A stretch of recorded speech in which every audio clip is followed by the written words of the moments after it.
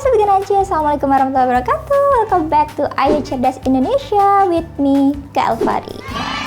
Nah, hari ini kita mau belajar lagi nih tentang bahasa Inggris. Kalau kemarin kita sempat bahas tentang it hurts dan it is hurt, kalau di sini mau bahas tentang especially dan specially.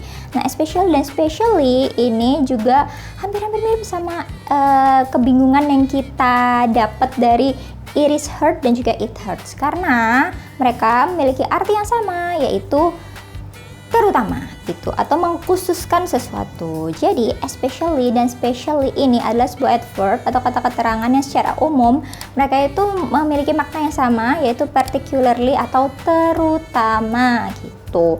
Nah, terus kita bedainnya gimana dong, dan makanya kapan kalau misalnya sama-sama memiliki arti terutama? Nah, jadi kita harus lihat maknanya, kemudian penggunaannya, dan juga situasinya dulu untuk menentukan kapan kita pakai especially dan kapan kita pakai specially gitu ya Sobat Ganaci.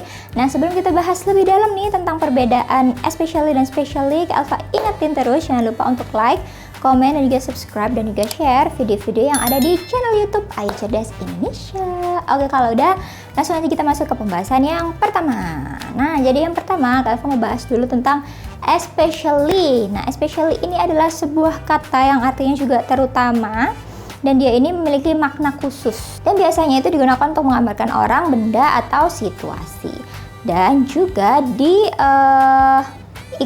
oleh tanda koma gitu. Jadi berbarengan dengan tanda koma. Biasanya ada tanda koma sebelum especially ya, tanda koma dulu baru especially. Oke, untuk contohnya langsung Kak Alfa kasih contoh biar nggak bingung. Yang pertama untuk menggunakan especially yaitu they are beautiful, especially Tasha. Mereka semua cantik, terutama Tasha gitu. Nah, jadi setelah beautiful, they are beautiful itu ada komanya, terus baru diikuti kata especially. Especially Tasha, terutama Tasha. Gitu ya Sobat Ganaci. Oke, untuk contoh selanjutnya yaitu the people love swimming, especially in the ocean. Orang-orang itu suka berenang, terutama di laut gitu. Jadi ini menjelaskan sebuah situasi juga kan, berenang. Kalau tadi Tasha itu adalah orang gitu, jadi menggunakan especially ya kan.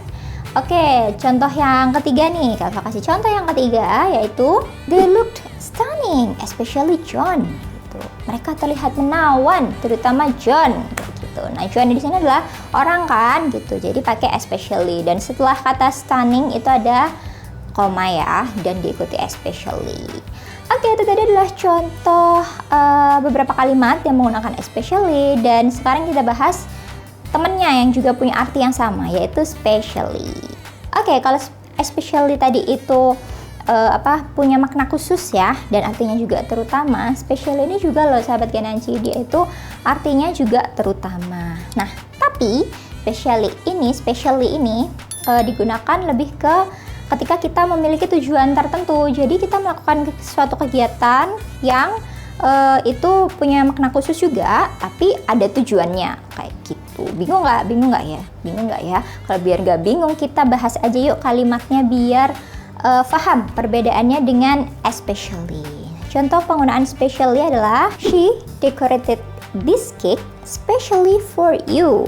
Nah, di sini yang membuat specially khusus selain dia punya tujuan khusus adalah dia diikuti oleh preposition for. Kenapa Kak? Karena si specially ini dia kan sebuah kegiatan yang memiliki tujuan.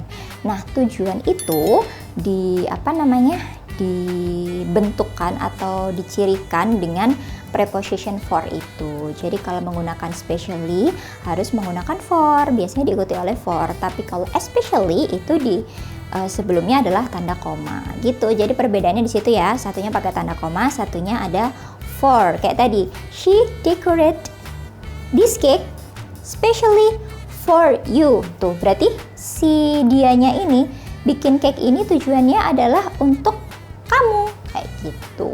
Oke, Sobat Ganaci.